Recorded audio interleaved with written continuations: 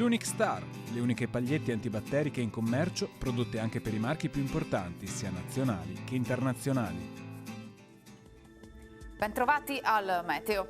Una perturbazione avanza sull'Italia, dando vita ad una fase di forte maltempo. Vediamo il dettaglio di giovedì 19 ottobre. Sul Veneto sin dal mattino tempo piuttosto instabile, con rovesci e temporali che bagneranno la nostra regione, sospinti da forti venti di scirocco.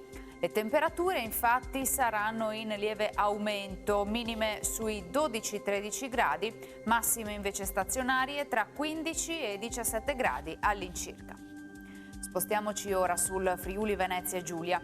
Anche qui avremo piogge diffuse, in genere moderate e abbondanti. Saranno possibili localmente anche fenomeni molto intensi.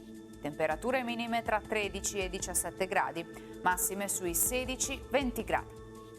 Infine diamo uno sguardo alla situazione del Trentino Alto Adige, dove il tempo peggiora con precipitazioni un po' ovunque. Temperature minime intorno ai 13 gradi, massime sui 17 all'incirca.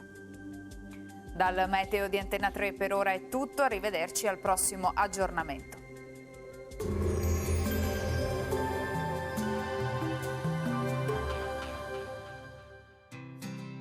L'Unic Star, le uniche pagliette antibatteriche in commercio, prodotte anche per i marchi più importanti, sia nazionali che internazionali.